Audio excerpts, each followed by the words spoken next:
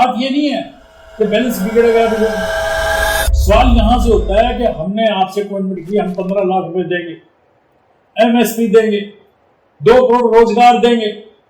बात वहां से है जब आप जो है झूठ बोल रहे, एक मतलब इतनी इस लेवल पे आप आ जाओ, सूत्र के ऊपर ले आओ, क्या आप लोगों को बेवकूफ समझे? दिल्ली के गवर्नर हैं, उन्होंने ये प्रूफ दिया है कि आम आदमी पार्टी को $18 मिलियन की एड मिली है खालिस्तानी एक्टिविस्ट से, और ऐसे ही कई खालिस्तानी एक्टिविस्ट इन प्रोटेस्ट में भी होते हैं। जहाँ तक खालिस्तान की बात है, उसका तो हम सब विरोध करते हैं, कोई भी पार्टी हो जाए, अपने इंटरेस्ट के लिए।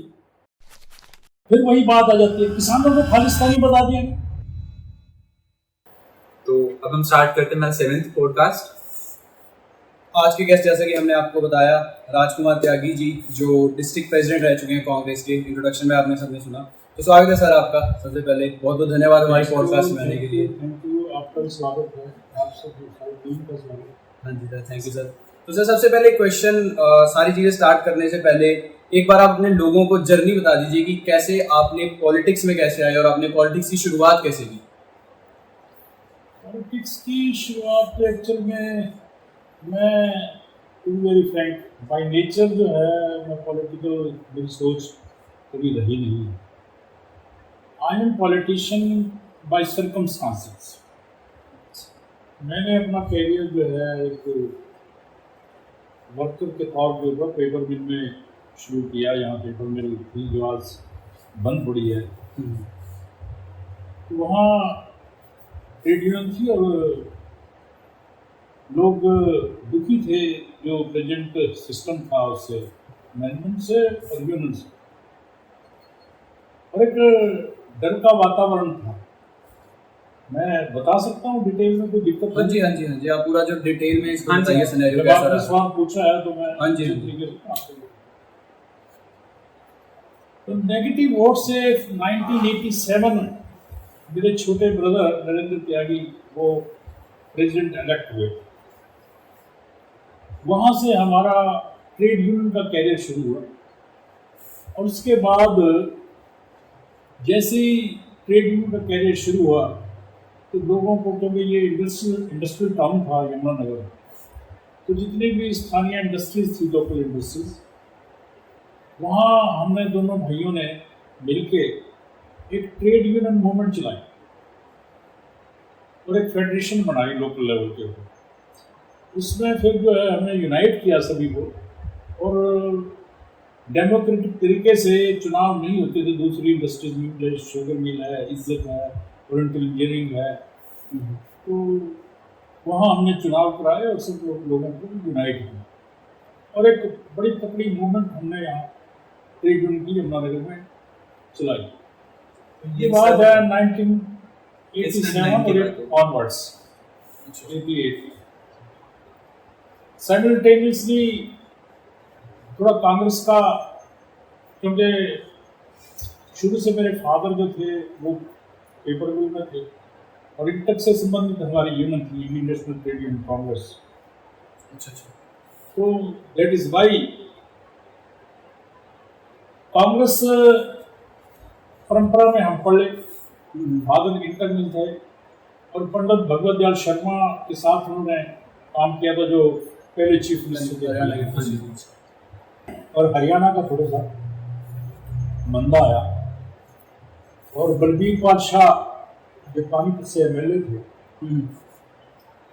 उनके कांटेक्ट में आया, और उन्होंने मुझे, तो ये डिस्ट्रिक्ट नहीं था यमुनानगर, उन्होंने मुझे सिटी प्रेसिडेंट की पोस्ट दी। तो मीटिंग कन्वीन की मैंने, तो उसमें उनको काफ़ी मुझे उनको लगा, और उन्होंने मुझे ये जिम्मेवारी दे दी। फिर मैंने पीछे मुड़ के नहीं देखा, और उसके बाद जो है हमने ट्रेड यूनियन और पॉलिटिकल कांग्रेस के साथ साथ पैरेलल शुरू की। फिर मैं स्टेट लेवल पे चला गया ट्रेड यूनियन में, और मैं जनरल सेक्रेटरी हुआ स्टेट इंटक।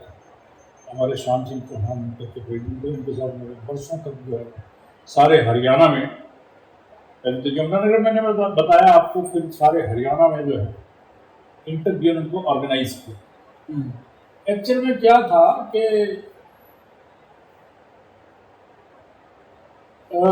यमुनानगर में और सारे हरियाणा में इंटर की काफ़ी जोर था।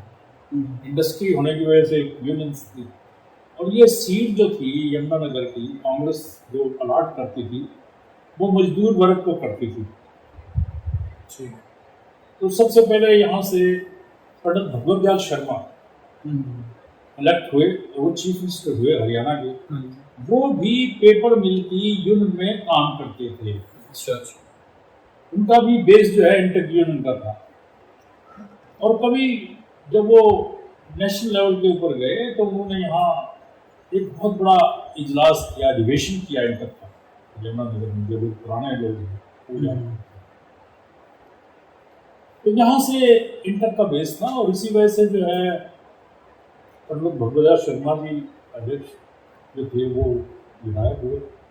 फिर उनके बेटे राजेश शर्मा जी यहाँ से मंत्री रहे, क्योंकि वो भी एम्प्लॉय थे। अच्छा। फिर यहाँ जीसी जोशी जी होते थे, वो विधायक रहे यमुनानगर से। वो भी हरियाणा इंटर के प्रेसिडेंट थे।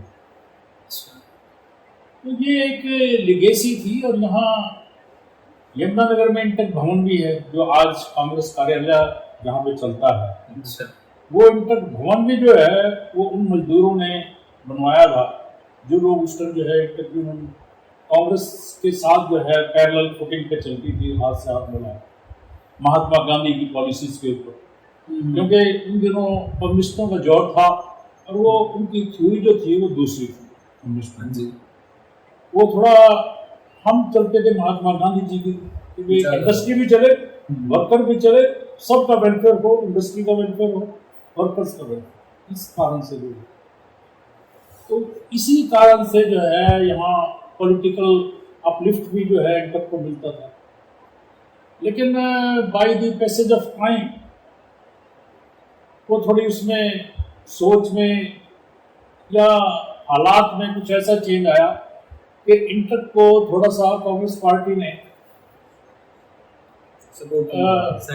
साइडलाइन किया या इग्नोर किया। तो हमारे जो नेशनल प्रेसिडेंट, फिर मैं नेशनल सीन पे चला गया इंटर पे, और मैं स्टेट प्रेसिडेंट हो गया इंटर का। हाँ जी।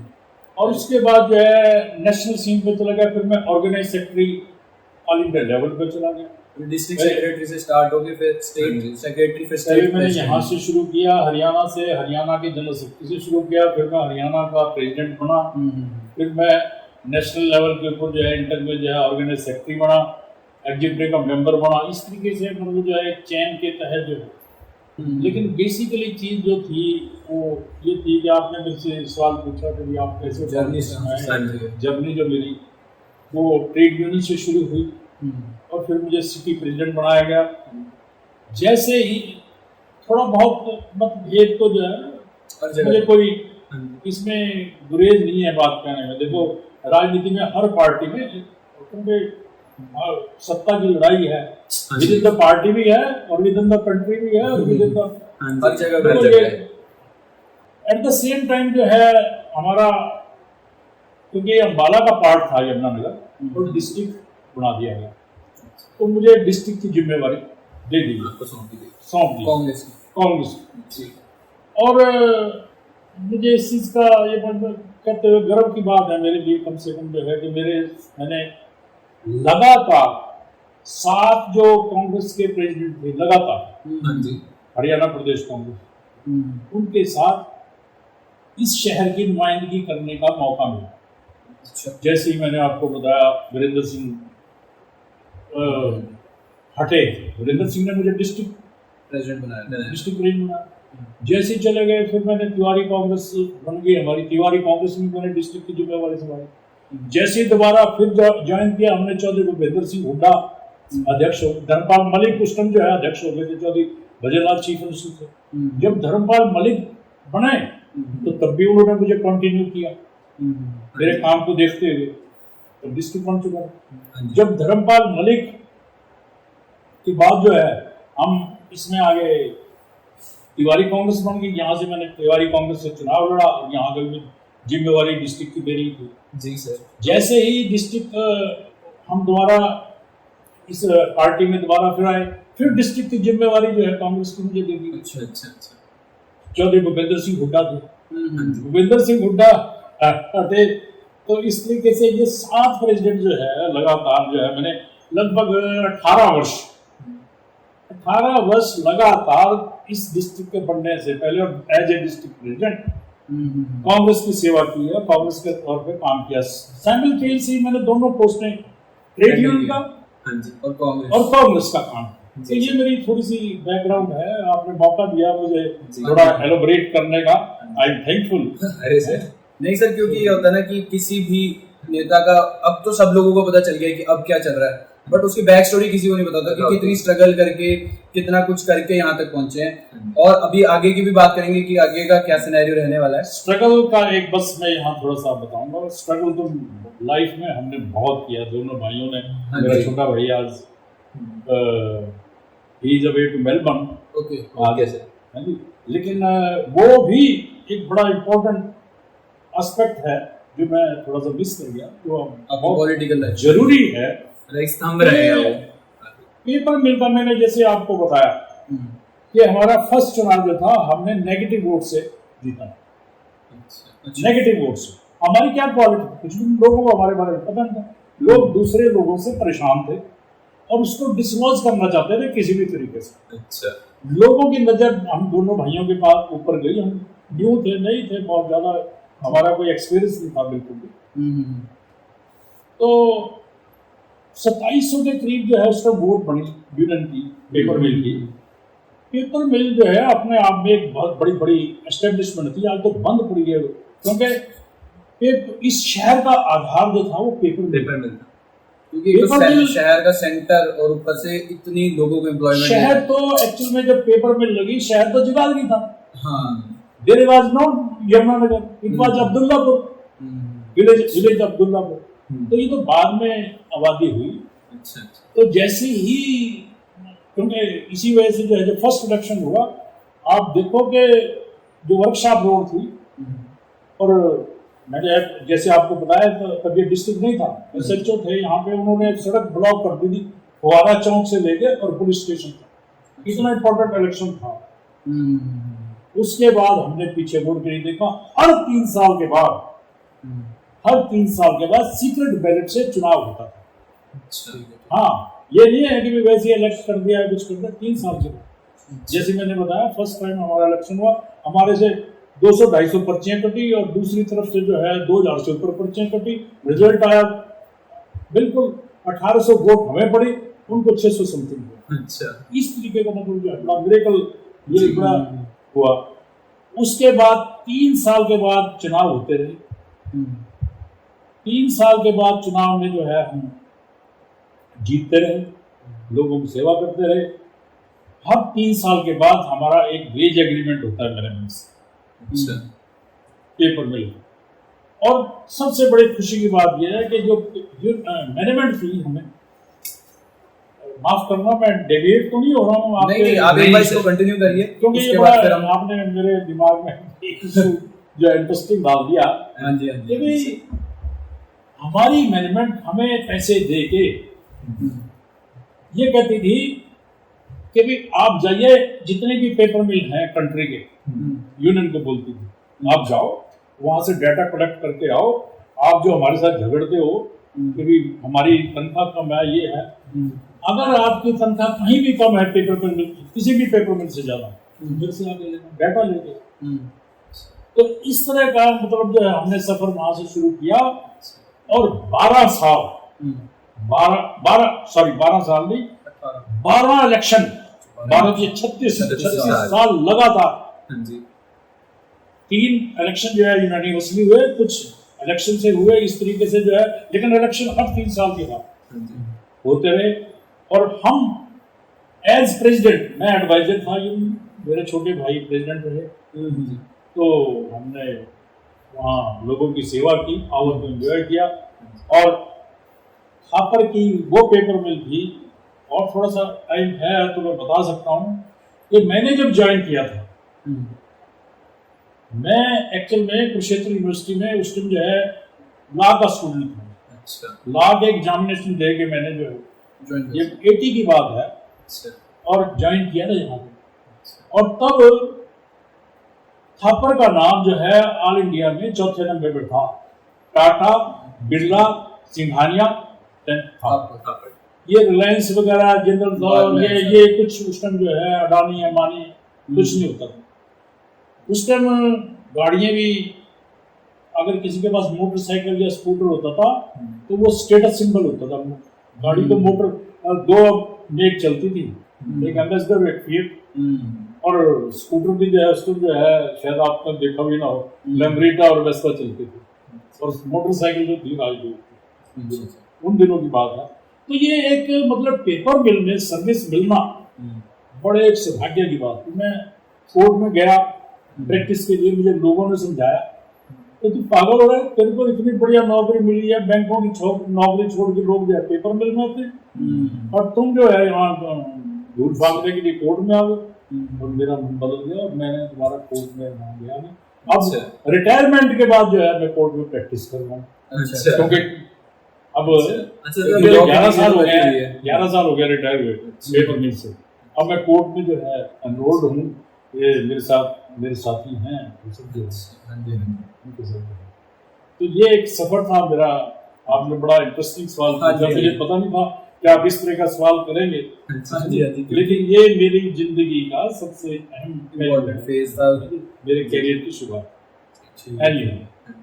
तो सर इसी से अभी आपने यमुनानगर के 18 साल सेवा किया, आपने संभाला 18 साल से।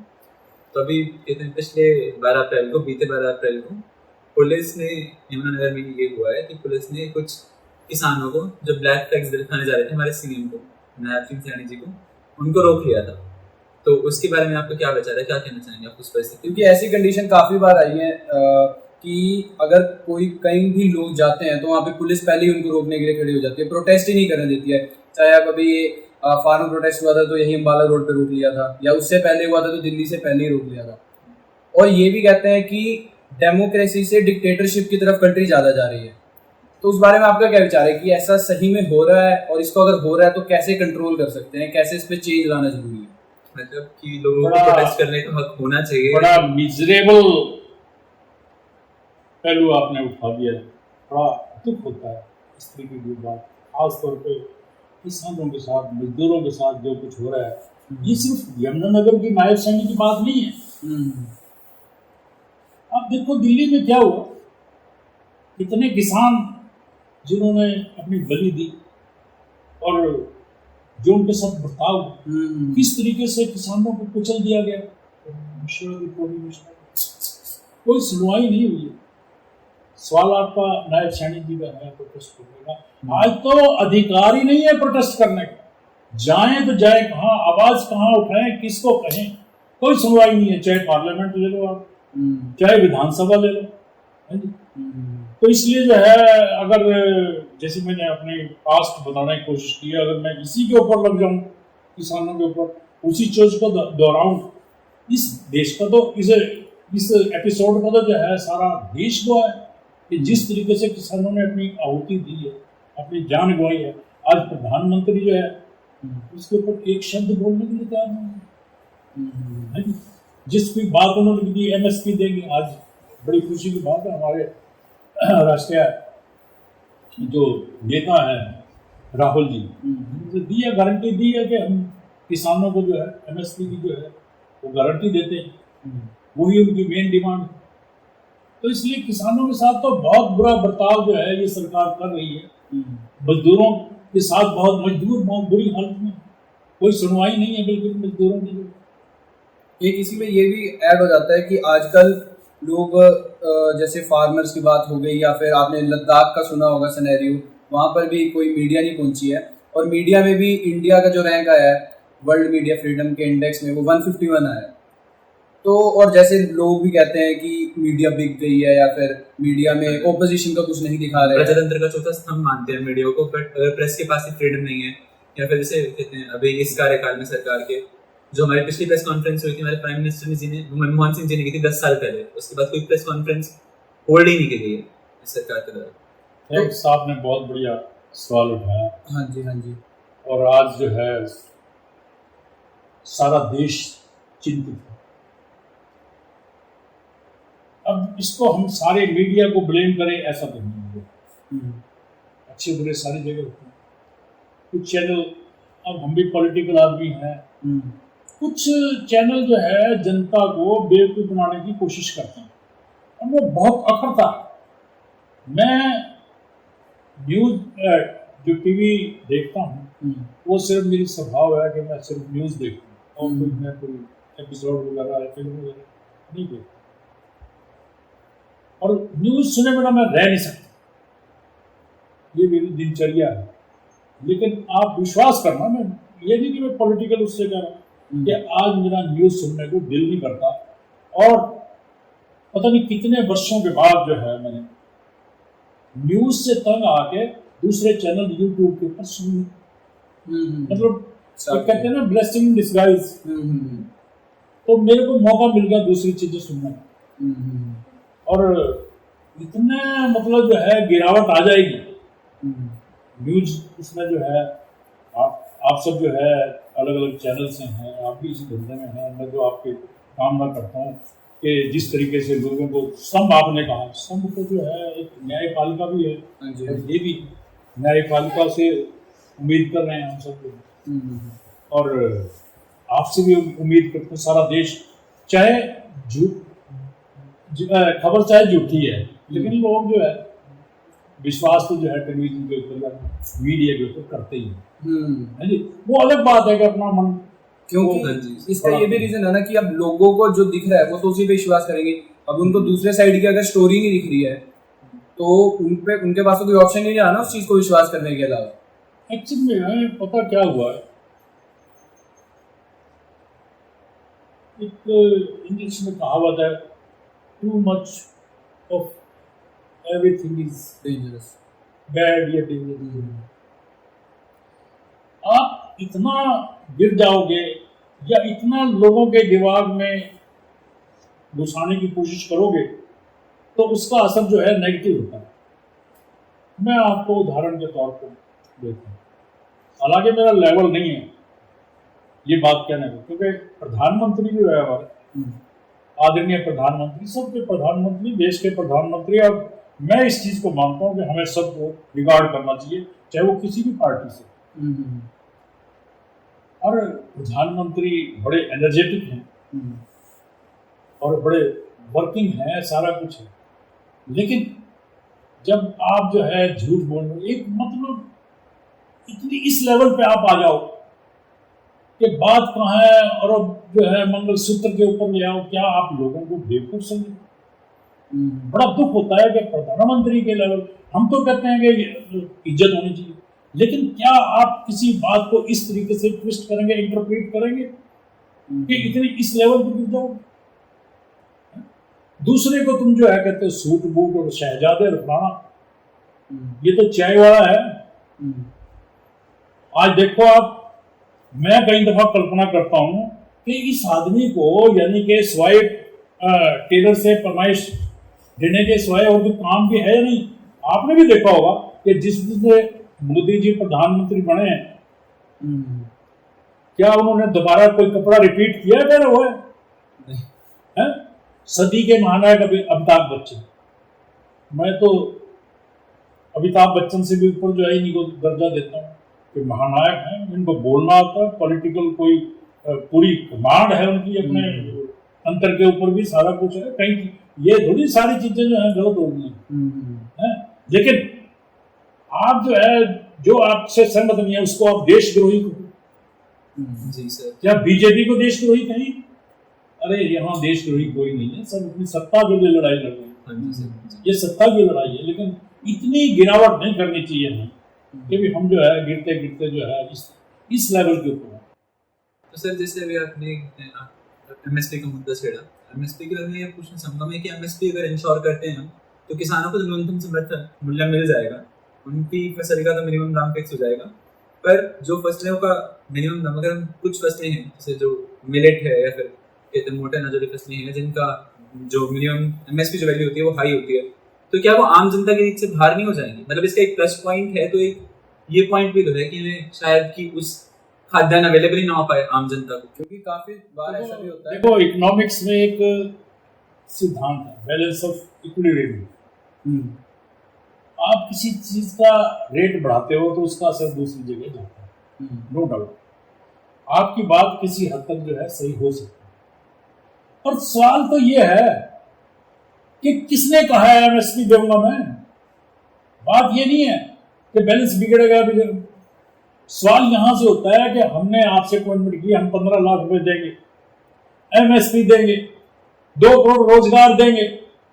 बात वहां से है कि आप शुरुआत कैसे कर रहे, हाँ जी, और फिर उसके ऊपर बोलने के लिए तैयार नहीं हो बिल्कुल। आप अनिल अंबानी है, ठीक है, उसको दे दो हिंदुस्तान एरोनॉटिक्स कंपनी, जो कि एक स्पेशलाइज्ड है, गवर्नमेंट की सरकारी कंपनी, उसको कॉन्ट्रैक्ट नहीं दे रहे। आपने देखा। लेकिन सवाल करना जो है पार्लियामेंट के अंदर जो है बड़ा डिफिकल्ट हो गया। ये आपका सवाल जो है, बस थोड़ा सा और मैं माफ करना, मैंने आपसे कहा है कि भी सभी पॉलिटिकल पार्टी जो है ये एक दूसरे को फंसा रहे हैं सारे के सारे। अगर आपको याद हो, कांग्रेस टाइम में 2.5 लाख रुपए इनकम टैक्स की जो है रिबेट एम्प्लॉइज को वो मिलती थी कि 2.5 लाख। और जो ऑपोजिशन की पार्टीज थी, जब ये रूलिंग में नहीं थे, जो आज रूलिंग में है, ये आवाज उठाते थे कि नहीं, 5 लाख रुपया जो है इनकम टैक्स रिबेट होना चाहिए। जो मैं आपने सवाल उठाया ना कि फिर टैक्स कहां से आएगा, लेकिन नहीं, ये बजट गलत है। ये हमारे यहाँ परंपरा हो गई है कि हम अच्छी और बुरी चीज को, चाहे वो किसी भी तरीके से है, उसको अपोज करते ही करते हैं, चाहे कोई भी रूलिंग पार्टी है, कोई भी ऑपोजिशन पार्टी। सर, ये जेटली जी से जब ये मैं टीवी के ऊपर देख रहा था कि जब उनसे सवाल पूछा गया, उनको वो फाइनेंस मिनिस्टर थे, आज दुनिया में नहीं है। तो जब वो एंकर ने उनसे पूछा कि भाई आप तो कहते थे 2.5 लाख रुपए से 5 लाख रुपए होना चाहिए जब सरकार दूसरों की, और आज 4 साल आपको हो गए हैं। उसके 4 साल सरकार को बने। अच्छा, तब की बात करें 2016-17 के आसपास। हाँ, और आपने 2.5 लाख ही रुपये रखी हुई है। जवाब नहीं आ, कहता हमारे पास और भी तो प्रायोरिटीज हैं। मुझे बड़ी हंसी आई, मुझे इसीलिए वो चीज याद रहती है कि बेतुका जवाब, जैसे वो रामदेव जी बोल रहे हैं कि बच्चों, और इंडिया टीवी के ऊपर जो है वो शर्मा जी प्रोग्राम करते हैं कि बच्चों बोलो 35 रुपए मिलना चाहिए, नहीं मिलना चाहिए, पेट्रोल जो है मिलना चाहिए। आज जब उससे पूछ लिया रामदेव से सब 100 रुपए के बारे में, तो आपको पता है क्या जवाब देते हैं रामदेव जी? मेरी पूछ पाड़ लो। मतलब ये कि भी जब दूसरा आदमी इतना, मतलब झूठ मत बोलो, इतना एग्जेगरेट मत करो, आपके सवाल में सच्चाई हो सकती है। मैं क्यों नहीं आता हूँ एमएसपी की बात की, लेकिन लोगों की अपेक्षाएं हमने जो है उस बैलेंस ऑफ इक्विलिब्रियम को बढ़ा के वो मतलब बहुत ज्यादा बढ़ा दी। एक चीज का दूसरे के ऊपर असर पड़ेगा, लेकिन at the same time MSP जो है किसानों के लिए इसलिए जरूरी है कि आज किसान जो है सारे देश में अन्नदाता है, और उसकी तो कहीं कोई सुनवाई नहीं है, बिल्कुल भी वो आत्महत्या कर रहा है। तो इसलिए जो है एमएसपी की गारंटी को उनके लिए वैसे भी बहुत जरूरी है। बेशक इसका असर दूसरी जगह पड़े, और नेचुरली पड़ेगा, वो रोक नहीं पाएगा बिल्कुल भी, लेकिन दे डिजर्व फाइट। बट एक चीज़ ये भी है कि जैसे कि आज ही न्यूज़ में आया है कि जो दिल्ली के गवर्नर हैं, उन्होंने ये प्रूफ दिया है कि आम आदमी पार्टी को $18 मिलियन की एड मिली है खालिस्तानी एक्टिविस्ट से, और ऐसे ही कई खालिस्तानी एक्टिविस्ट इन प्रोटेस्ट में भी होते हैं। काफ़ी ये न्यूज़ में भी आपने देखा होगा, या फिर काफ़ी ऐसी चीज़ें भी आगे आई हैं जो डायरेक्टली प्राइम मिनिस्टर को तो गालियाँ देते ही हैं, प्राइम मिनिस्टर के साथ साथ वो देश को तोड़ने की भी बात करते हैं। तो ऐसे जो असामाजिक तत्व भी बोलते हैं, अगर ऐसे जो असामाजिक तत्व ये प्रोटेस्ट में आके एक प्रोटेस्ट को ही खराब कर देंगे, तो फिर उस प्रोटेस्ट को कहीं हद तक रोकना सही नहीं है। देखो बात है इसमें, जहाँ तक खालिस्तान की बात है हम्म, उसका तो हम सब विरोध करते हैं, कोई भी पार्टी हो जाए हाँ जी, उसको तो कहीं से भी सपोर्ट नहीं मिल सकती। जी, पर अपने इंटरेस्ट के लिए फिर वही बात आ जाती है, किसानों को खालिस्तानी बता दिया गया, हम्म, उनको भी तो बताया गया, हाँ जी, हाँ जी, वो इतने शहीद हुए, उनका क्या किया। तो इसलिए इस देश में यही तो हो रहा है कि जो उनसे सहमत नहीं है, हम्म, जो उनसे सहमत नहीं है उनको पर करप्शन का चार्ज लगा के अंदर कर दो। हाँ जी, हाँ जी, मैं केजरीवाल को सपोर्ट नहीं करता, हाँ जी, मैं ये नहीं कहता, लेकिन अरे भाई जो लोग आपके साथ आ रहे हैं वो तो डिटर्जेंट हो गए हैं, हम्म, वो तो धुल गए सिर्फ वॉशिंग मशीन में, हम्म, और जो लोग उनसे सहमत नहीं है, ये तो भला हो आपको बताऊंगा, राहुल गांधी हम्म, जो इतना डिटरमिनेड है, जो यानी कि हौसला रखता है हम्म, कि कितने जुल्म, अरे उसकी मेंबरशिप खत्म कर दी, उसको किस तरीके से लज्जित किया गया, मकान खाली करा दिया पार्लियामेंट से गया, भी निकाल, लेकिन आज भी वो आदमी जो है डटा हुआ है। मैं आपको कहूँगा, हमें इस चीज का गर्व, हाँ जी, भूपेंद्र सिंह हुड्डा है हमारे एक्स चीफ मिनिस्टर, हम्म, लोगों की भलाई के लिए उन्होंने क्या काम नहीं किया, आज लोग उनको याद कर रहे हैं। आप पता है हरियाणा में कितनी वेव चली हुई है एंटी, हम्म, है? वो कारण क्या है उसका कि भूपेंद्र सिंह हुड्डा ने गुड्स जो है डिलीवर की, हम्म, उन्होंने दिखाया है, तभी तो जो है वो आज जो है इतना लोगों में बवाल है हम्म, हरियाणा में। जो आज तो सारी जगह भूपेंद्र सिंह हुड्डा की इसीलिए जिक्र करते हैं। जैसे आपने हुड्डा जी की बात की, तो अब इलेक्शंस तो अभी लोकसभा के तो चल ही रहे हैं, बट हरियाणा इलेक्शंस भी आने वाले हैं, थोड़े ही महीनों में हरियाणा इलेक्शन भी स्टार्ट होने वाले हैं। तो अभी लोकसभा इलेक्शन से पहले मैं वही पूछना चाहूँगा कि आपको क्या लगता है कांग्रेस की कैसी स्थिति है हरियाणा इलेक्शन में?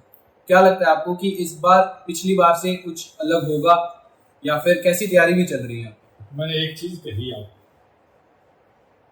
कि जब बजट बनता था तो सारे चिल्लाते थे 2.5 लाख की जगह 5 लाख होना चाहिए डिबेट जो। हाँ जी, हाँ जी, आज चौटाला जैसी पार्टी भी करी जेजेपी 10 की 10, ठीक, और हमारी जो बड़ी पार्टी है वो तो 10 की 12, 10 में से 12 भी बोल सकती है, चाहे जो 400 पार की बात है। लेकिन सत्यता यह है कि आज जब चुनाव शुरू हुआ था तो उस टाइम जो है स्थिति कुछ और थी, लेकिन आज लोगों में एक बात जो है ना बहुत ज़्यादा घर कर गई है, जिसके ऊपर लोग ज़्यादा सोच रहे हैं, चिंतित हैं। महंगाई से त्रस्त हैं, इसमें कोई दो राय नहीं है, पेट्रोल कहाँ से कहाँ चला गया, रोजगार नहीं है, ये भी सबको पता है, बच्चे नशा कर रहे हैं, ये भी सबको पता है, मजदूर जो है किस तरीके से अपना गुजारा कर रहा है, ये भी सबको पता है, और ये चिंता का विषय भी है। इस विषय में कभी कुछ किया भी नहीं गया। जो सरकार ने नोटबंदी भी की, पता नहीं कितनी तरह की स्कीमें भी चलाई, लेकिन रिजल्ट जीरो रहा। जी सर। तो सर जैसे आप मैनिफेस्टो मेकिंग कमेटी के सदस्य रहे हैं कांग्रेस के, तो आप इन सारी चीज़ों को खत्म करने के लिए या इन सारी चीज़ों में बेहतरी के लिए इंश्योर करने के लिए आप क्या कदम उठाएंगे? कांग्रेस क्या कदम उठाने वाली है?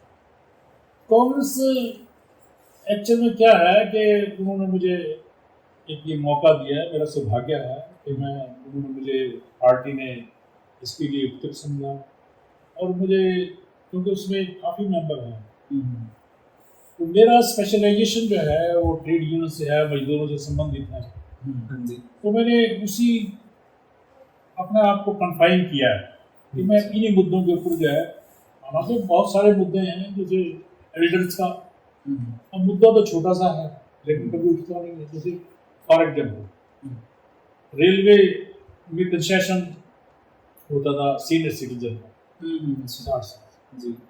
खत्म कर दिया गया, आज बोलने के लिए तैयार नहीं है बिल्कुल भी। तो इसलिए ये चीज़ें जो है इन चीज़ों के ऊपर सरकार जो है लीपापोती करके जो है आज सबसे बड़ा जो दिक्कत यह है, जो मैंने आपको बीच में मेरी बात रोक दी, कि आज जो मैंने इशू आपके सामने उठाए ना, महंगाई का, एम्प्लॉयमेंट का, लोग ये एक इशू था और अभी है, लेकिन जो मैंने आपको बताया कि एक्चुअल में लोग कहाँ ज़्यादा चिंतित हुए हैं। ये जो सरकार जो है लोगों को गिरफ्तार कर रही है, मैं फिर कहूँगा, मैं डिफेंड नहीं कर रहा हूँ किसी को, लेकिन लोग ये देख रहे हैं कि यार जैसे ही चुनाव आया, जो लोग उनके साथ जा रहे हैं उनके साथ सारे केस खत्म, और जो लोग उनसे उनको समझ किया रहे हैं कि किस तरीके से कर्नाटक में सरकार गिरी गई, किस तरीके से गोवा में सरकार गिराई, किस तरीके से महाराष्ट्र में सरकार गिराई, और ये कहते हैं कि हम ईमानदार हैं। इससे बड़ा करप्शन का मतलब जो है कोई उदाहरण हो नहीं सकता। इलेक्ट्रल बॉन्ड ले लो आप, हाँ जी, तो सर वैसे अगर आज इंक्वायरी हो जाए, माफ करना, हाँ जी, हाँ जी, कांग्रेस तो पता नहीं के बारे में जो प्रूव करना कर पाएंगे नहीं कर पाएंगे, लेकिन इनके तो क्लियर कट केस हैं, बिल्कुल सरकार पलट गई, सबसे पहले ये लोग अंदर जाएंगे जो जिस तरीके से धांधलेबाजी कर रहे और जवाबदेही नहीं है। तो सर यही सुप्रीम कोर्ट ने इलेक्टोरल बॉन्ड्स पर रोक लगाई थी, तो इलेक्टोरल बॉन्ड्स के बारे में आपका क्या कहना है कि वो पारदर्शिता बढ़ाते हैं, ट्रांसपेरेंसी बढ़ा रहे हैं, या फिर एक तरह से कहते हैं रिश्वतखोरी का दूसरा जरिया है? क्योंकि अगर संविधान की सेक्शन 29 एक ही बात करें तो कांग्रेस भी एलिजिबल है, टीएमसी भी एलिजिबल है, बीजेपी, तीनों पार्टीज एलिजिबल है इलेक्टोरल बॉन्ड्स के लिए। देखो बात ऐसे, इलेक्टोरल बॉन्ड की ऐसे है कि किसी भी पॉलिटिकल पार्टी की इंडस्ट्री नहीं है। पहली तो बात है, जो फंड्स उनके पास आ रहे हैं, जो इतने आज खर्चे चल रहे हैं, हेलीकॉप्टर से स्टार प्रचारक जा रहे हैं, ये इतने खर्चे सभी पार्टियां करती हैं, क्या किसी की इंडस्ट्री है? वो सब जो है वर्कर से पैसा या इंडस्ट्री से पैसा लेते हैं, इसमें तो कोई दोराया नहीं है, सभी लेते हैं। पहले कांग्रेस भी लेती थी और बीजेपी भी लेती थी, लेकिन सवाल ये नहीं है पारदर्शिता की, पटाक्षेप तो ये हुआ है धन्य सुप्रीम कोर्ट का, कि कमाल ये हो गया कि जिन लोगों ने चंदे दिए हैं उनके अगेंस्ट पहले केस हुए, चंदा लेके विड्रॉ हुए। सवाल ये है, इशू ये है, सवाल ये नहीं है कि ये गलत है या ठीक है, चंदा तो इकट्ठा करना ही करना है हर एक पार्टी में, चाहे वो मेंबर से करे, चाहे वर्कर से करे, चाहे फैक्ट्री से करे। सवाल तो ये है कि उसके पीछे तुमने क्या ये उसका मिसयूज किया। उस आज मुझे बड़ी शर्म आती है ये बात कहते हुए, इस पार्टी को ये कहते थे कि पार्टी विद डिफरेंस, ये की पार्टी अलग से थी लोगों में। अटल बिहारी वाजपेयी की सरकार एक वोट से गिर गई थी, उन्होंने अरे मतलब ये खरीदा फरोख्त नहीं की थी उसमें। आज क्या है, आज जितनी नैतिक वैल्यू, पॉलिटिकल नैतिक वैल्यू आदरणीय मोदी जी के टाइम में गिरी है, जितना झूठ आज बोला जा रहा है, जितनी करप्शन के तरीके नए नए आज खोजे जा रहे हैं, तो कोई इंक्वायरी नहीं हो रही है। सबसे बड़ी बात यह कि राहुल गांधी की मेंबरशिप खत्म करने के लिए कहां से कहां तक जो है आप समझ सकते हो, चाहे वो जुडिशरी है कि कहां से उनको जो रिलीफ मिला है और किस दबाव में आज जुडिशरी भी काम कर रही है। जी चर्चा की बात है, सब लोग जुडिशरी पे दबाव, तो मतलब हम तो ये बोल रहे हैं कि हमारे देश के जो कोर्ट्स हैं वो ही स्वतंत्र नहीं है अपना निर्णय लेने के लिए, तो वो तो सर थोड़ी ऑब्जेक्शनेबल चीज नहीं होगी, न्यायपालिका तो बाध्य ही नहीं है सरकार से। देखो बात ऐसे है, चाहे कोई राजनेता है, चाहे कोई प्रेस के लोग में, प्रेस जो मीडिया के लोग हैं, उनमें भी तो आज जो है जो अपनी जान की बाजी लगा के जो है लिखते हैं, यूट्यूबर हैं और हैं जो देश को रास्ता दिखा रहे हैं। कोर्ट्स में भी जो हैं बहुत सारे लोग हैं ऐसे जो अपने हौसले से काम कर रहे हैं, जो अपनी पावर को एक्सरसाइज ठीक ढंग से कर रहे हैं, देश को मिटने नहीं दे रहे हैं बिल्कुल भी। क्या वो समझ नहीं है? वो नागरिक है इस देश को, उनको पता है कि उनकी जिम्मेवारी है ना। कुछ एक लोग ये ठीक है कि उन्होंने सिस्टम के ऊपर कब्जा कर लिया और वो प्रिवेल कर रहे हैं, बड़े बड़े चैनल, लेकिन आज मीडिया जो है इतना ज़्यादा, देखो, पावरफुल भी है, स्ट्रांग भी है। मुझे लगता है कि जो चिंता का विषय है कि इस देश में, जो मैंने आपको बीच में बात रोक दी, कि लोग आज चिंतित महंगाई के बारे में नहीं है, पेट्रोल के बारे में नहीं है, एम्प्लॉयमेंट के बारे में नहीं है। आज लोग चिंतित इस वजह से हैं कि अगला चुनाव इस देश में होगा या नहीं होगा, क्योंकि जिस तरीके से डिक्टेटरशिप, आप देखो कि स्ट्रांग गवर्नमेंट होनी चाहिए, स्ट्रांग प्रधानमंत्री होना चाहिए। प्रधानमंत्री का मैनेजमेंट बहुत अच्छा है, प्रोपेगेंडा हर सरकार करती है, मोदी भी करते हैं, चाहे वो फॉरेन में करते हैं, चाहे कुछ करते हैं, ये सिस्टम का एक पार्ट है। तो इसलिए जो है वो इसमें अपना दिखा के, अपना नाम करके वो आगे बढ़ रहे हैं। लेकिन जो डेवलपमेंट के काम हैं देश में, जैसे इंदिरा जी ने गरीबी हटाओ का नारा दिया, इंडस्ट्रियलाइजेशन किया था, बैंकों का नेशनलाइजेशन किया, बड़े बड़े प्रोजेक्ट लगाए थे, बांग्लादेश आजाद करवाया था। आज माफ करना, मुझे याद है अच्छी तरह, आपको, आप उसको उस टाइम जो है पता नहीं जन्म हुआ है नहीं हुआ, जब बांग्लादेश नहीं हुआ, उस टाइम की बात है कि निक्सन उस टाइम जो है अमेरिका के प्रेसिडेंट थे, निक्सन, और उन्होंने इंदिरा जी को थ्रेट कर दिया कि खबरदार आपने जो है बांग्लादेश में पैर रखा। और वो शेरनी, उस टाइम दुर्गा कहा था अटल बिहारी वाजपेयी जी ने उसको, इंदिरा जी को दुर्गा, और उसने बेड़ा, समुद्री बेड़ा जो है निक्सन ने डराने के लिए शुरू कर दिया। और in the meantime Indira ji ने क्या किया, बांग्लादेश को आजाद करा दिया, और जनरल नियाजी थे, जनरल नियाजी, उससे सरेंडर कराया। 90,000 फौजी, 90,000 फौजी जो है वो सरेंडर कर गए थे यहाँ पे पाकिस्तान के। हम छोटे छोटे होते थे और टेलीविजन तो सब थे नहीं, रेडियो होते थे, रेडियो के ऊपर उनकी आवाज़ जो है पाकिस्तान में सुनाया करते थे कि मैं फलाना हमीद खान बोल रहा हूँ और मैं यहाँ पे सुरक्षित हूँ, मैं यहाँ, मेरा साथ उनका व्यवहार ठीक। तो हाँ, भुट्टो जिनको फांसी दे दी गई थी वो आए थे, शिमला एग्रीमेंट हुआ, अब उसमें वो फौजी जो है उनके जो प्रिजनर थे वो वापस कर दिए गए थे। लेकिन उसमें सबसे बड़ी अचीवमेंट जो थी वो इंदिरा जी की ये थी कि हम अपने विवाद जो है आपस में सुलझाएंगे, हम अपने इन मैटर्स को यूएनओ में या किसी देश की तीसरी मध्यस्थता को स्वीकार नहीं करेंगे। ये था उस टाइम जो है। आज तो जो मर्जी आप, अब इसको मैं किन शब्दों में बात कहूँ परोसे, लेकिन उस टाइम का वक्त हमने देखा, इंदिरा जी रिवर्स बंद करते थे बड़े, और इतनी इंडस्ट्रीज उन्होंने लगाई कि क्रांति आ गई थी।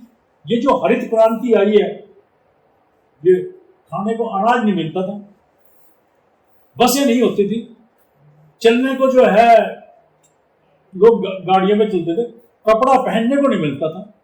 ये सारी क्रांति कहाँ से आई?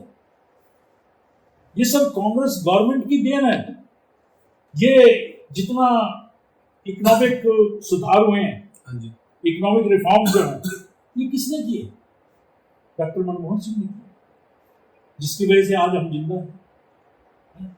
और लेकिन माफ करना, कई दफा जो है बड़ा रोष आता है, रंज आता है कि जो कंगना रंजोत, क्या नाम है वो, रनौत, वो कहती है कि देश आजाद हुआ, 14 के बाद हुआ। कितनी हचकत बात है। टैक्स भी आता है कि यार किसी चीज़ की कोई सीमा तो होनी चाहिए।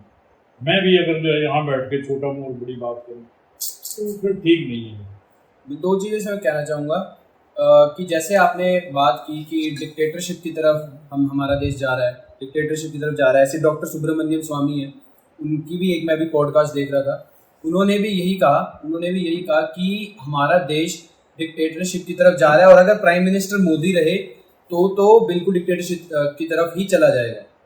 और दूसरी बात मैं ये कहना चाहूँगा कि कई लोगों का ऐसा मानना है कि मनमोहन सिंह जी को प्राइम मिनिस्टर इसलिए बनाया गया क्योंकि जो उधर ऑपरेशन हुआ था, ब्लू स्टार ऑपरेशन, उसके बाद जो सिख कम्युनिटी थी वो कांग्रेस से बिल्कुल खफा थी और उनको मनाने के लिए मनमोहन सिंह जी को प्राइम मिनिस्टर का फेस बनाया गया। और लोग ये भी कहते हैं कि मनमोहन सिंह जी तो सिर्फ फेस थे, कंट्रोल सोनिया गांधी जी कर रही थी। तो इस बारे में आप क्या कहना चाहेंगे? क्योंकि ऑफ कोर्स हम तो उस टाइम पे काफ़ी छोटे होते थे, 2002 का तो हमारा डेट ऑफ बर्थ ही है, और पर कई लोग ये चीज़ें अभी भी मानते हैं कि वो सिर्फ एक फेस थे, कंट्रोल उन्हें कोई और करता था। अब मुझे बड़ा अच्छा लग रहा है आप जिस तरीके के सवाल कर रहे हैं ना, ये मेरी आत्मा को झिझोड़ रहे हैं। मैं आपको मैं दिल से आपको जवाब दे रहा हूँ। पॉलिटिकल, मैंने आपको कहा कि मेरा पॉलिटिकल माइंड नहीं, मुझे नहीं पता था आप इस तरीके के सवाल पूछें। हाँ जी, हाँ जी। देखो, मैंने बहुत नज़दीक से सोनिया जी को देखा है। जब सोनिया जी पॉलिटिक्स में नहीं थी, मैंने तब से उनकी वर्किंग को देखा। जो आक्षेप आप या दुनिया लगा रही है उनके ऊपर, ऐसा बिल्कुल नहीं है। ये मतलब जो है इसमें टोटल झूठ। मनमोहन सिंह जी, अरे क्या बात कर रहे हो कि इतने लिटरेरी आदमी जिन्होंने मतलब नरसिम्हा राव के टाइम में ये ग्लोबलाइजेशन जो है इकोनॉमिक रिफॉर्म लेके आए, जो इस चीज के ऊपर अथॉरिटी, उससे बड़ा आदमी कोई फाइनेंस का हो सकता है? कितनी बड़ी पोस्ट से वो, हाँ जी, हमारे देश का वैश्वीकरण किया उन्होंने। तो मतलब सोनिया जी ने तो इतना मौका दिया कि पंजाब की प्रॉब्लम थी वो हल हुई, आतंकवाद की। हाँ जी, हाँ जी, कोई खालिस्तानी एक्टिविटीज भी थी। और सोनिया जितना कोई त्याग कर सकता है क्या? उसने कहा था, वो बेचारी मर गई है सुषमा स्वराज, मैं बाल फाड़ लूंगी, मैं दिल्ली हो गई। सोनिया ने कहा कि मैं प्रधानमंत्री नहीं बनूंगा। वो बना सकते थे, राहुल को बना सकते थे, उसमें कौन रोक सकता था? हाँ जी, हाँ जी। इस परिवार का बहुत बहुत जो है योगदान है इस देश को चलाने में, और ईमानदारी। बेशक ये झूठे सच्चे केस जो है चलाते रहे, इनसे कुछ नहीं बनता। ये डराने की बात है। राहुल, देखो, हर आदमी में कुछ ना कुछ कमियां और प्लस माइनस होता है। हाँ जी, हाँ जी। राहुल जैसा आदमी, डायनेमिक आदमी तो हो ही नहीं सकता आज की तारीख में। उस जैसा डायनेमिक आदमी जो है उसकी जरूरत, जिस आपने देखा नहीं कि किस तरीके से यात्रा में जो क्या कोई ऐसा आप भी यंग हैं, अभी साउथ से नॉर्थ, अब ईस्ट से वेस्ट कंप्लीट हुई है। उसको परवाह नहीं है बिल्कुल। किस तरीके से जलील किया गया, मकान खाली करा के। क्या ये मतलब शोभा देता है प्रधानमंत्री को? लेकिन क्योंकि प्रधानमंत्री का मुकाबला जो है कई चीज़ों में जो है, मैं टीवी के ऊपर सुन रहा था कि वो उनका कुशलता तो है बोलने की, कह रहे थे कि जिन लोगों को, ऐसे बहुत उदाहरण हैं, जिन लोगों को कोई नहीं पूछता उनको मोदी पूछता है। यानी कि ये एक शैली, एक कलाकार की शैली, इससे ऊपर कलाकार जो है कोई हो नहीं सकता। इस तरीके की बातें करना उठ जाते हैं, वो माहिर है। हाँ जी, इसमें हमारे पास ये बात नहीं है, हम अपनी बात को इस तरीके से एक्सप्रेस नहीं कर सकते, और महात्मा ने शक्ति दी है, इसलिए उसका वो फायदा उठा भी रहे हैं, लोगों को बेवकूफ़ भी बना रहे हैं। लोग जो है ये देखते हैं कि हाँ यार, ये जो चाहे वो फिर मंदिर की बात है, कहाँ मंदिर मस्जिद, कहाँ के श्रृंगार और बिंदी के ऊपर जो है बातें आ गई, फिर वही बात आ जाती है मंदिर से की बात, बड़ी घटिया किस्म की बातें जो है लोगों को देशद्रोही। इसी सीरीज में यही पूछूंगा सर, हमें लूप होल्स बहुत सारे दिख रहे हैं कि प्रेस की फ्रीडम हाँ जी, खत्म हो रही है, हमें बहुत सारी कमियां दिख रही हैं कि प्रेस की फ्रीडम खत्म हो रही है, या फिर कुछ एक्शंस नहीं लिए जा रहे हैं। पर कुछ ऐसी पॉलिसीज या फिर कोई ऐसी पॉलिसीज आपको लगती है जिनसे आप सहमत हैं इस सरकार की, कि जहाँ पे इन्होंने, शायद आपको लगता है कि ये इनिशिएटिव्स जो है उन्होंने सही लिए? जैसे अगर एग्जांपल है तो आर्टिकल 370 का एब्रोगेशन, उसे हटाना, और इनिशिएटिव, और ऐसे कई सारे और भी एग्जांपल है। या फिर एक एग्जांपल जो काफी कंट्रोवर्शियल रहा है, राम मंदिर का रहा है। राम मंदिर की इनॉग्रेशन का समय जो रहा वो काफी कंट्रोवर्शियल रहा। जो ऑपोजिशन थे उनका ये कहना था, उनको इनवाइट भी करा गया, उनका ना आने का ये रीजन था कि एक तो उन्होंने ये कहा था कि ये जो टाइम है ये सही नहीं है, और जो हमारे शंकराचार्य हैं उन्होंने भी मना करा था कि जब तक गुंबद नहीं बनेगा तब तक नहीं कर सकते। तो आपको क्या लगता है कि राम मंदिर जैसे मुद्दे को लेके जो किसी की आस्था से जुड़ा हुआ है, आस्था से क्या 150 करोड़ लोगों की आस्था से जुड़ा हुआ है, तो उसको मुद्दे को लेके इलेक्शन में आना या उससे इलेक्शन कैंपेन करना या उसके थ्रू इलेक्शन जीतना, ये किस हद तक सही है? देखो ये बड़ी दुख की बात है कि हर बार जो है बेस क्या है, शुरुआत कहाँ से है? हिंदू और मुस्लिम चीज तो यही तो शुरुआत हुई। मंदिर और मस्जिद की बात, कोर्ट ने फैसला दे दिया, मंदिर बन गया। क्या आप सब लोग बैठे हैं, हम हिंदू हैं, हम सब भगवान की पूजा करते हैं, परमात्मा को मानते हैं, तो इसलिए इतनी गिरावट लेके आना इस चीज में, ये ठीक है कि हर सरकार जो है कुछ ना कुछ जो है रिलीफ हर कम्युनिटी के ऊपर देती ही है और वोट लेने के लिए, लेकिन बड़ी मतलब मैं किन शब्दों में इस बात को कहूँ कि अपनी नाकामियां छुपाने के लिए ऐसे टाइम के ऊपर जो आपने कहा जानबूझ के जो है एक ऐसा वातावरण बन गया कि बस अब तो जो है आएगा तो मोदी ही, आएगा तो मोदी ही। जब मंदिर का शिलान्यास हो वो वाकई में ठीक है, कुछ लोगों ने रिजेक्ट किया, वो टाइम भी नहीं था, मंदिर भी इनकम्प्लीट था, लेकिन चूंकि इलेक्शन है इस वजह से जो है ये मंदिर और मस्जिद हिंदू और मुसलमान इसके सवाल जो है वो वैसे इसी तरह की कोई पॉलिसी ऐसी है जिससे आप सहमति रखते हैं कि ये कोई सही इनिशिएटिव है। जो सही लिया गया बीजेपी सरकार के बाद इन 10 सालों में, जिससे आप सहमति रखते हो कि ये होना ये चाहिए था और initiative हुआ है? जो होना चाहिए था वही हुआ। एक्चुअल में सहमति तो ये है कि भी एक अच्छी बात जो है भी कुछ स्टेबल गवर्नमेंट चल रही है जी, हाँ जी। जो दूसरों की स्टेबल गवर्नमेंट है उसको तोड़ रहे हैं हाँ जी, हाँ जी। तो नई नई पॉलिसी जो है ये जिस तरीके से अपना आप स्टेबल होना चाहते हैं होना भी चाहिए स्टेबल गवर्नमेंट, और लेकिन मोदी जी को ख्याल रखना चाहिए कि दूसरी सरकारें जो ऑपोजिशन की सरकारें हैं वो कहते हैं ना कि जो व्यवहार जो है आप दूसरों से अपेक्षा रखते हो दूसरों के साथ, आप अपनी सरकार तो मजबूती से चला रहे हो लेकिन दूसरों के नीचे नहीं। दूसरे जैसे मणिपुर का मसला है और कई मसले हैं, बहुत लंबी बातें हैं, अगर आपके पास टाइम हो तो मैं और इसको आपके सामने उससे पहले एक नॉन पॉलिटिकल लेके जाते हैं सर, अभी पॉलिटिकल बात काफी इम्पोर्टेंट वो भी है, जनरल लेके जाते हैं। सेक्शन एक और हमने रखा है जिसमें आपने बस जल्दी आंसर देना है, क्योंकि एक एक मिनट के अंदर आंसर है, क्योंकि इसमें काफी सारे हमने क्वेश्चन रखे हुए हैं। तो हिस्ट्री के मतलब पूरी हिस्ट्री के इतिहास के, जब से आप इतिहास हमें पढ़ाया गया सारे, उस इतिहास में अगर आपको मौका मिले कि आप किसी 3 लोगों के साथ बैठकर डिनर कर सकते हैं और उन पर कोई डिस्कशन कर सकते हैं, तो वो हिस्ट्री के 3 फिगर कौन से होंगे, चाहे वो अभी जिंदा हो या फिर वो डेथ हो चुकी हो उनकी? मतलब आप कोई भी 3 फिगर सुन सकते हैं हिस्ट्री से, चाहे वो अभी जीवित हैं चाहे नहीं है। एक इमेजिनरी सवाल है सर कि आपको एक इमेजिनरी सिचुएशन देगी कि आपको किसी 3 लोगों के साथ डिनर करना है इतिहास के, तो आप कौन से 3 लोग चुनेंगे? आपको मौका मिले अगर इस बातचीत करने का मौका मिलेगा आपको, जैसे फॉर एग्जांपल आप इंदिरा गांधी जी चुन सकते हैं, आप ऐसे कोई 3 नाम ले सकते हैं सर। पास्ट में मैं तो इस राजनीति में अगर आप सच्ची पूछे तो मैं सोनिया का कायल हूँ। सोनिया जी जो है सच्ची सुथरी लेडी जो है वो इस राजनीति में है, त्याग की मूर्ति है।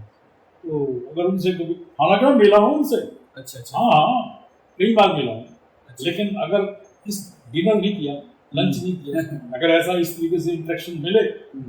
और सर आपका पसंदीदा खाना, मतलब आपको क्या खाना बहुत ज़्यादा अच्छा लगता है, ये प्रश्न था आपको? सर खाना मैं एक्चुअली में ना वेजिटेरियन हूँ, मैंने अंडा, मीट, शराब, सिगरेट कभी इनका टेस्ट नहीं किया।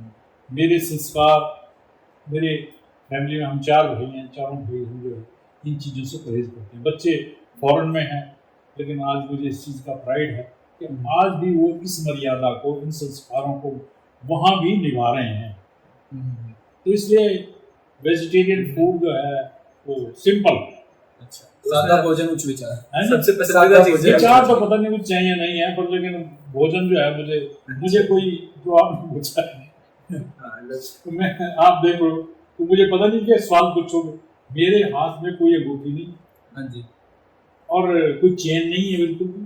हम्म, मुझे शौक नहीं है कोई किसी तरह का कपड़े पहनने का, बहुत ज़्यादा शौक नहीं है।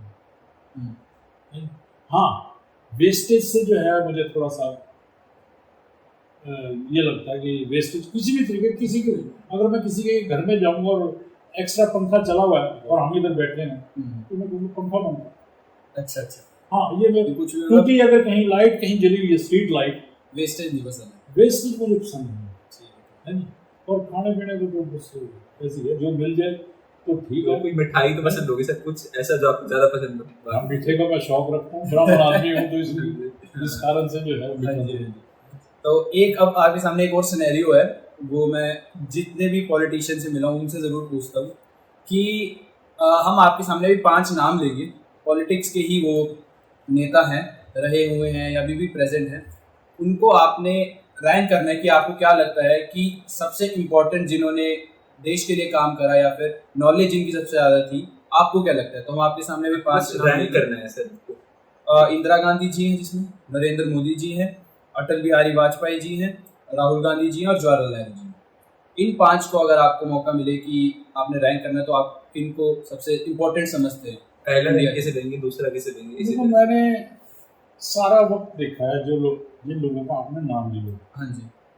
और माफ करना, मैं अपनी छवि इस तरीके की बनाना चाहता हूँ आपके सामने भी। हाँ जी। तो मुझे राजनीति से जो है स्वभाव में किसी से परहेज नहीं है बिल्कुल। मैं हम्म, आजकल एक्चुअली में हो क्या रहा है हम्म, कि राजनीति में लोग जो है एक दूसरे के ऊपर आक्षेप लगाते हैं और बड़ा बनाते हैं। हम्म, तो इसलिए जो आपका सवाल है, हाँ जी। तो वो चाहे इंदिरा जी थी, इंदिरा जी से मैं बड़ा प्रभावित हूँ, जिस तरीके से उन्होंने एक्चुअल में जब सत्ता उनको मिली हम्म, तो उसमें बड़ा भारी चैलेंज था। हम्म, और जो बहादुरी उन्होंने दिखाई, कांग्रेस का डिवीजन हो गया था उस टाइम, जो ओल्ड कांग्रेस के नाम से उस टाइम जो है हम्म, चैलेंज, और पाकिस्तान की चैलेंज, जो मैंने आपको अभी बताया, बांग्लादेश को आजाद किया। हम्म, तो वो तो वाकई में दुर्गा थी, और जिस तरीके से उन्होंने देश को ऊपर उठाया, हम्म, उन्होंने एक्चुअल में ना, आज तो लगता है कि मोदी जी ने अपना सारा प्रोपेगेंडा किया हुआ, नॉन अलाइनमेंट मूवमेंट चलाई थी, नॉन अलाइनमेंट, निर्गुट देशों का आंदोलन, उसकी वो लीडर थी, है हाँ जी, नी? हाँ। और 2 ग्रुप बने हुए थे, Russia hmm, and America. America को उन्होंने आंखें दिखाई थी, रशिया के साथ 20 साल की ट्रेटी करी थी, युद्ध की, कि अगर आपके ऊपर कोई आक्रमण करेगा हम आपके साथ हैं। रशिया तो अभी हाँ सबसे जी, क्लोज अभी अलाइड भी इंडिया का। काफी हाँ जी, हाँ। हर युद्ध में साथ होता तो है। इसलिए मैं वैसे नहीं कह रहा हूँ कि मैं कांग्रेसी हूँ, और जो है, मैं फैक्ट एंड फिगर के साथ आपसे बात कर रहा हूँ कि उस जैसी मजबूत औरत जिसने देश को मजबूत किया, कोई हो नहीं सकता। एक एक एक काफी इम्पोर्टेंट चीज जो लोगों को नहीं भी पता है कि आप कॉलेज टाइम में युवा के भी चैंपियन रह चुके हैं, तो तब का असर अब तक आपकी शक्ल पे, आपके अब बोलने के अंदाज पे, चेहरे पे दिखता है। और जैसे कि मैं लोगों को बताना भी चाहूंगा कि ये पॉडकास्ट अभी 10:30-11 बज रहे हैं और अभी भी आप फ्रेशनेस देख सकते हैं चेहरे पे। तो अभी आप अपनी उस फिटनेस को मेंटेन करने के लिए, क्योंकि आपका दिन सुबह से लेकर रात तक, अभी वैसे इलेक्शन चल रहे हैं, बहुत बिजी रहता होगा, तो क्या आप लोगों को क्या कहना चाहिए कि वो कैसे इतने फिट रह सकते हैं? और आप क्या मुझे करें? बहुत दिनों के बाद मजा आ रहा है आपसे बात करते हुए, क्योंकि आप सारी जो क्वेश्चन पूछ रहे हैं वो मेरे दिल को छूने वाले। हाँ जी। एक्चुअल में फिर मैं माफ़ी चाहूँगा कि मैं थोड़ा लंबा चलूँ, हाँ जी, हाँ जी, हाँ जी, कोई दिक्कत तो नहीं? हाँ जी, हाँ जी, कोई दिक्कत जो योगा का सवाल आपने किया, नहीं।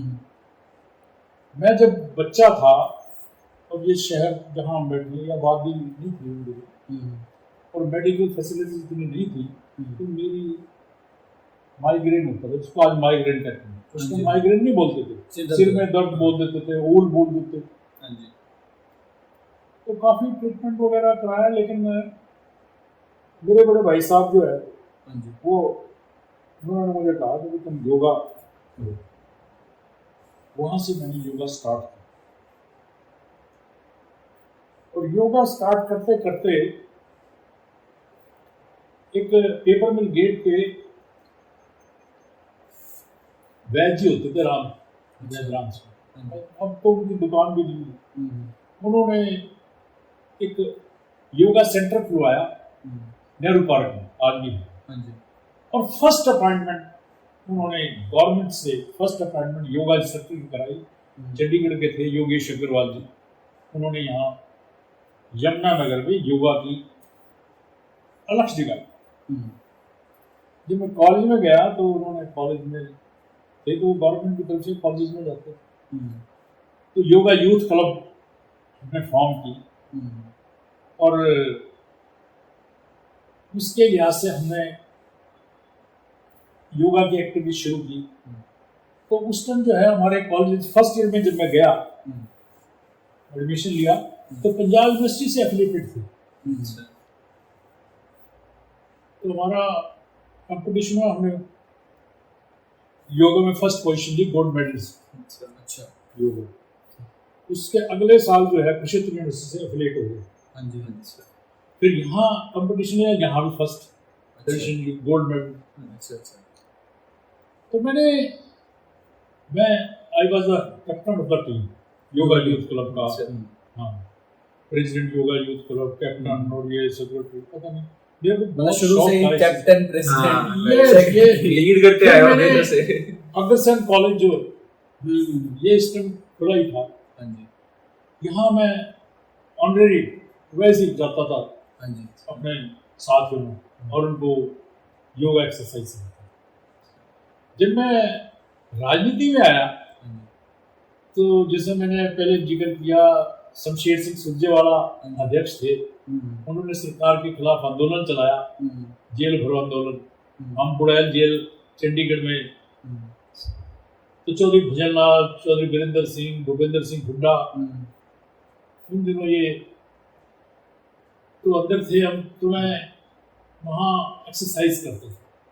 अच्छा। और जब मैं चक्रासन लगाता था ना, सॉरी शीर्षासन, और शीर्षासन लगा के टांगों को रिवॉल्व करना, ऐसे खोलना और उसी में पद्मासन में आ जाना और उसी में चक्रासन में चले जाना, और 22 फुट की धोती निकल के जो है, जो रामदेव कहीं तो दिखाते हैं, वो मैं उस टाइम करता था। अच्छा। जल नीति, सूत्र नीति, इधर से पानी, ये न्योली, ज्ञानबंद, मैं एक्सपर्टाइज हो गया। और स्टूडेंट लाइफ में मैंने फिर इंटरनेशनल योगा कन्वेंशन अटेंड की, एक बिहार में हुई। अच्छा। स्वामी सत्यानंद जी ने की, बड़े इंटरनेशनल लेवल के लोग आए। एक देव गौरा होते थे चंडीगढ़ के, वो हमें लेके जाते थे। एक महायोग शक्ति थी बॉम्बे में, उन्होंने एक शिविर लगाया इंटरनेशनल, और उस दिन तो एक उमंग थी बहुत बड़ी। और एक धीरेन्द्र ब्रह्मचारी थे, बड़ा नाम हुआ उनका, और इंदिरा जी को योग कराते थे धीरेन्द्र ब्रह्मचारी। अच्छा। हाँ, उनका मानतलाई जम्मू में आश्रम था। तो उस टाइम ये टीवी के साधन तो थे नहीं, बुक्स वगैरह तो काफ़ी थे, वो मैं पढ़ता था उनके बुक्स वगैरह। और उसी के पैरेलल महर्षि महेश योगी हुए, जिनके नाम से आज इंस्टीट्यूट ये जितने महर्षि विद्या मंदिर वो ट्रांसडेंटल मेडिटेशन सिखाते थे, भावातीत योग। तो उन दिनों मैंने ये सोचा था कि मैं इसको कैरियर के तौर के ऊपर कर, लेकिन वो मेरी डेविएशन हो गई। मैंने लॉ में एडमिशन ले लिया, उसके बाद पॉलिटिक्स में आ गए। लेकिन जो आपने सवाल किया कि मैं आज भी मैं अर्ली उठता हूँ, और अर्ली उठ के खाना भी मैं जल्दी खा लेता हूँ। अच्छा। और सुबह फिर मैं अपने एक्सरसाइज में लग जाता हूँ। अच्छा। हाँ, एक चीज मैं आपको और, जैसे मैंने कहा धीरेन्द्र ब्रह्मचारी और महर्षि महेश योगी, ये पुराने योग जो मैंने शुरू की। आज के जो संदर्भ में स्वामी रामदेव जी, जब इन्होंने शुरुआत की योग के बारे में, और खास तौर पर प्राणायाम के बारे में, मुझे इनके विचार, एक एक शब्द जो है मुझे बहुत अच्छा लगता था। और मेरे मन में ये धारणा थी कि ये आदमी इतना एनर्जेटिक है, इतना सच्चा सुथरा है कि ये देश का दूसरा महात्मा गांधी बने, रामदेव जी। रामदेव जी। और कई दफा कोई लोग बड़े गर्व से कहते हैं कि मैंने पहले बोल दिया था कि भी ये आदमी बड़ा शाइन करेगा, लेकिन दुर्भाग्य है मेरे वचन ठीक सिद्ध नहीं हुए। उस जैसा आदमी, चालाक, महाचालाक, 3 आदमियों को, ये जो आदमी है अपनी महाचालाकी के कारण, जैसे मैंने आपसे मोदी जी से कहा, मेरा लेवल नहीं है, लेकिन मैं देखता हूँ एक मतलब आकलन तो कर ही सकता हूँ अपने हिसाब से। मैं समझता हूँ सदी का महानायक, सदी का महाचालाक आदमी तो ये रामदेव और मोदी जी। रामदेव ने देखो कहाँ से कहाँ जो है अपना एम्पायर खड़ा कर दिया। योगा छोड़ के ज्यादा वो बिजनेसमैन। मैं यही नहीं, बिजनेस करना कोई बुरी बात नहीं है। मैं फिर वही कहूँगा, अरे यार तुम गाड़ी देते हो मेडिसिन के बारे में जो है विदेशी लूट गए, फलाना लूट गए और ये महंगा कर दिया। अरे तूने कितना सस्ता किया है, घी कितना सस्ता है तेरा, कितनी चीजें प्रोडक्ट जो है वो सस्ती है। सवाल इस चीज का।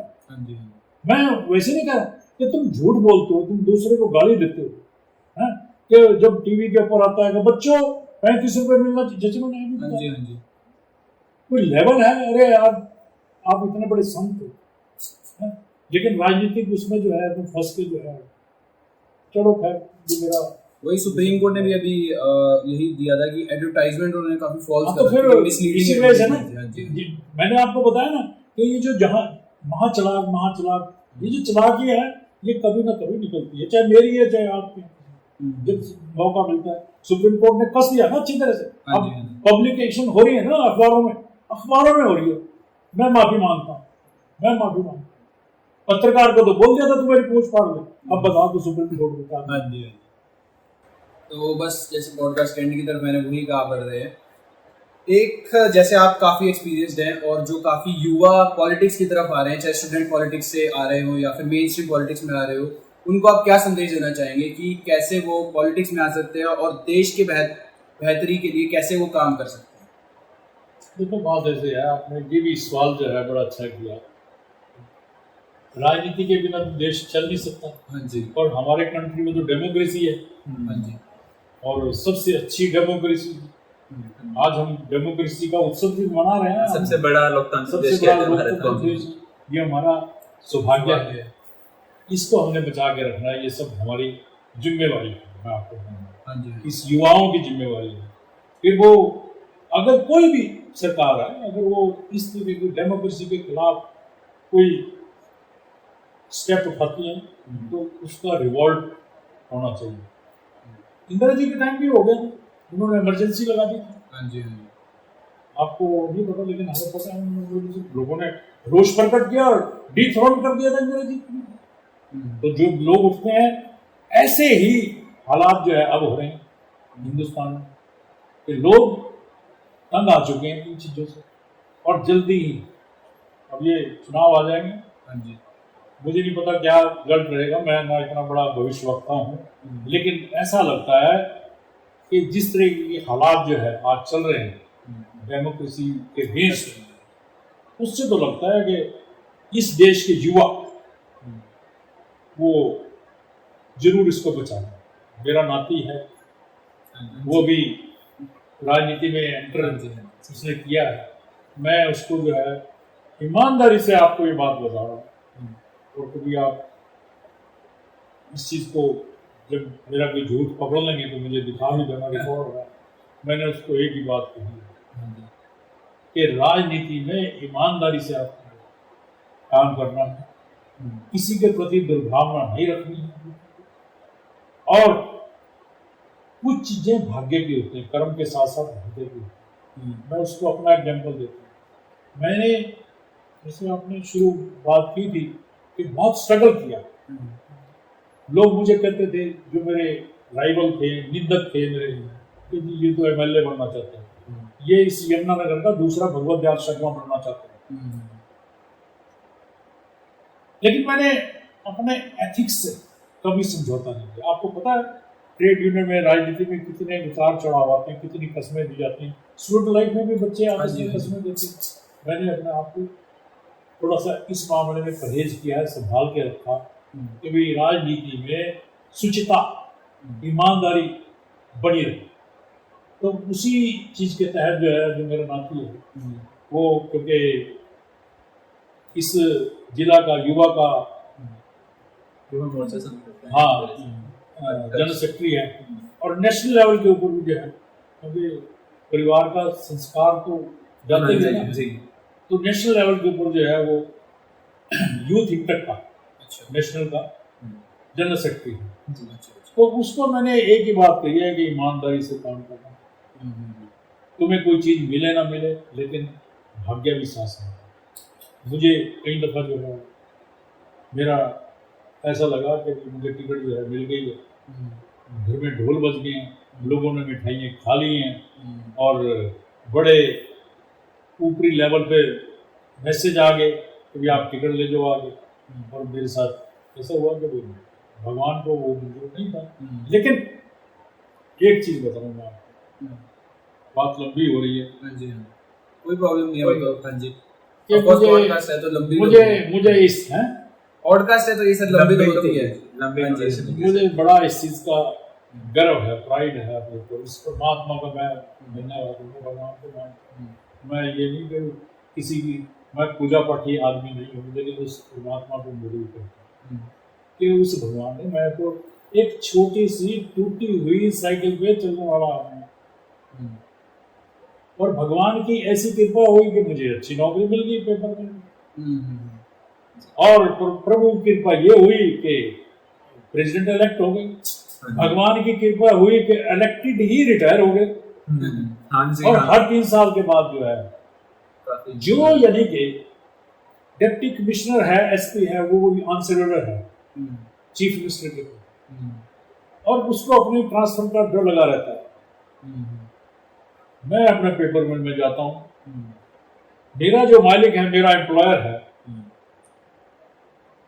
वो जब मैं जाता हूँ तो मुझे रिसीव करता है अपनी चेयर, खड़ा होकर रिकॉर्ड देता है, रिस्पेक्ट अर्न किया, चाय पिलाता है।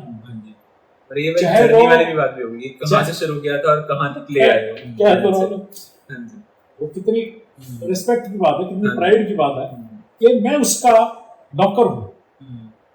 वो मुझे चाय भी पिला रहा है, रिसीव भी कर रहा है, और जी भी कर रहा है, और मैं काम लेके गया वो काम भी कर रहा है। मेरा कुछ बिगाड़ भी नहीं रहा, मैं उससे नाराज होता हूँ, मेरा काम नहीं होता।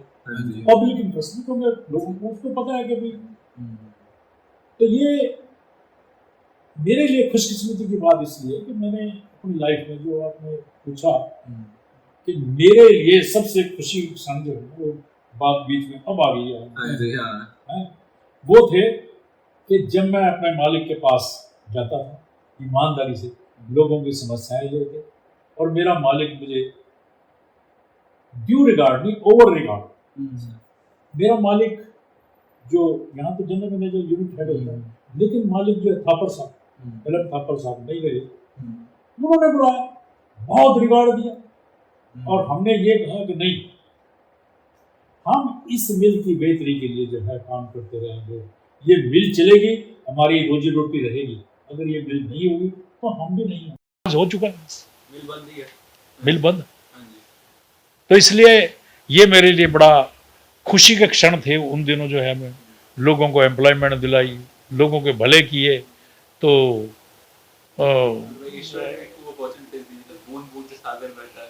लेकिन पार्टी ने एमएलए का टिकट मुझे अभी तक नहीं दिया, तो जिसका मुझे कोई रिग्रेट नहीं है।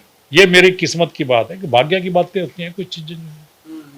तो इसलिए मेरी किस्मत में नहीं था, या आगे होगा वो परमात्मा जानता है, लेकिन मैं उसी तरीके से पार्टी की सेवा में लगा हूँ। तो जैसे कि सर ने बताया आप सभी को कि कोई भी यहाँ पर ऐसा इंसान देखेगा जो आगे पॉलिटिक्स को परस्यू करना चाहता है, कोई भी यूथ देखेगा, तो 2 ही चीज़ें हैं, ईमानदारी और सच्चाई से आप आगे बढ़ेंगे। जैसे कि सर ने बताया, आप कहीं ना कहीं किसी न किसी अच्छी पोस्ट पे जरूर पहुंच जाएंगे, रिस्पॉन्सिबिलिटीज निभाते रहिए और ऐसे ही आगे चलते रहिए। तो विद दैट सर, मैं आपको थैंक यू बोलना चाहूँगा कि आपने इतना टाइम निकाला। ऑफ कोर्स हम काफ़ी लेट हो गए थे ऑलरेडी, बट आपने टाइम दिया, बहुत बहुत